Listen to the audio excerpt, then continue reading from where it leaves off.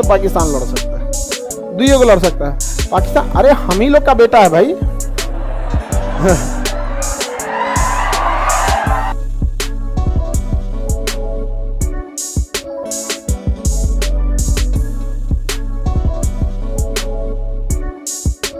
जब प्रथम विश्व युद्ध चल रहा था तो उसी समय इजराइल की समस्या चालू हुई, लेकिन सबसे बड़ा बवाल हुआ द्वितीय विश्व युद्ध, और वह बवाल किया था हिटलर। हिटलर यहूदियों को देखना नहीं चाहता था। इजराइल में जो धर्म है उस धर्म का नाम है यहूदी धर्म। अंग्रेजी में उन्हें ज्यूज कहते हैं। क्या कहते हैं? ज्यूज। अंग्रेजी में उसे क्या कहा जाता है? ज्यूज। ज्यूज।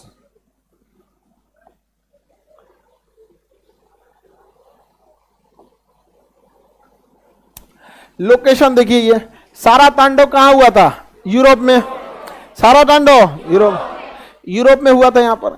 अब यूरोप वाले जो देश थे सब, इसमें हिटलर जो था जर्मनी का, इसने यहूदियों को मारना चालू किया। 60 लाख यहूदियों को मारा। और रियलिटी में दुनिया में सबसे ज्यादा अगर किसी धर्म के लोगों पे अत्याचार हुआ है तो यहूदियों के ऊपर। एक तो उनकी संख्या कम है। संख्या कम होने के दो रीजन है। पहला, वो लोग सबसे ज्यादा अगर कोई धर्म के पढ़े लिखे हैं तो यहूदी हैं सबसे ज्यादा। और पढ़े लिखे लोग जो होते हैं ना, ज्यादा जनसंख्या के पीछे नहीं भागते हैं, क्योंकि उनको पता है कि उन्हें अपने बच्चे को पढ़ाना है। और एक बच्चे को पढ़ाने में कितना खर्च है।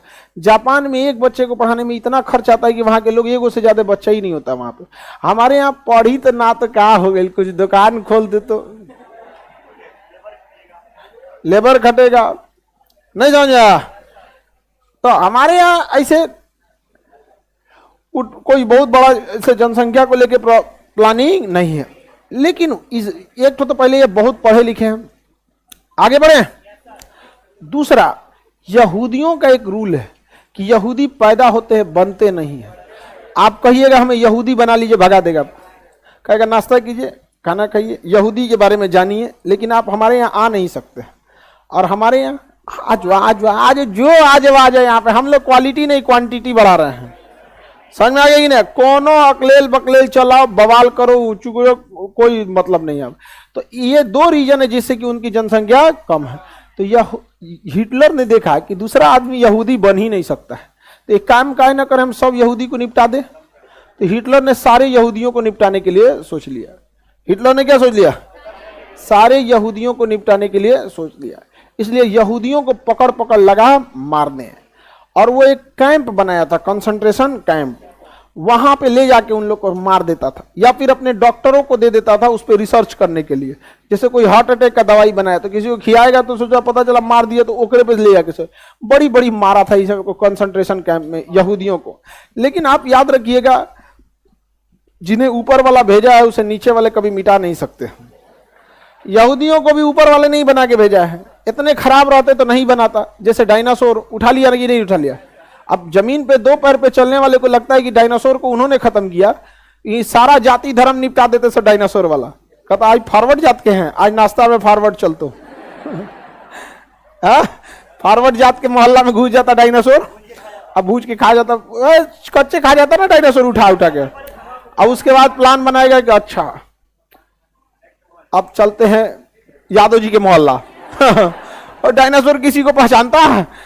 आप ब्राह्मण है, यादव है, मुस्लिम है, ईसाई है, निपटा देता कि नहीं निपटा। लेकिन हम पृथ्वी वाले लोग को समझ में नहीं आता है कि क्या नौटंकी की है। धार्मिक लड़ाई लड़ने वाले लोगों को मत पूछिए। तो इन लोगों ने यहूदियों को बर्बाद करना चालू किया।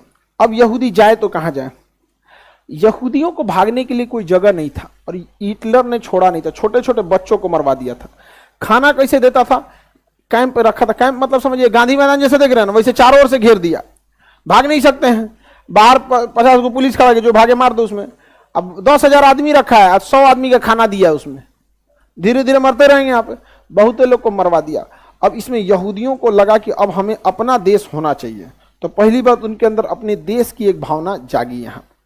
और यहाँ हम आपको बताए थे तुर्की में था ऑटोमन साम्राज्य। तुर्की में ऑटोमन जो अपने पतन की ओर जा चुका था। सऊदी अरब के राजा चाहते थे कि ऑटोमन पर सऊदी का राज हो। तो ब्रिटेन ने सऊदी से कहा कि तुम द्वितीय विश्व युद्ध में हमारा साथ दो। युद्ध के बाद ये जो फिलिस्तीन जगह है, फिलिस्तीन ऑटोमन साम्राज्य के पास ही था फिलिस्तीन, ये फिलिस्तीन हम तुम्हें दे देंगे। तो सऊदी अरब के राजा चपचपा गए। साथ किसका दिए? ब्रिटेन का। किसका साथ दिए? ब्रिटेन। इस उम्मीद में साथ दिए कि वह फिलिस्तीन किसको मिल जाएगा? ब्रिटेन ने फ्रांस से कहा कि तुम मेरा साथ दो, युद्ध के बाद फिलिस्तीन तुम्हें दे देंगे। और सऊदी से कहा कि फिलिस्तीन तुमको दे देंगे।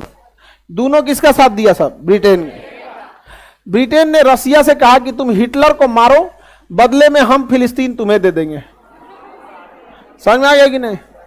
और यहूदियों से कहा कि देखो तुमको तो बर्बाद ही किया जा रहा है, तुम्हें तो बर्बाद किया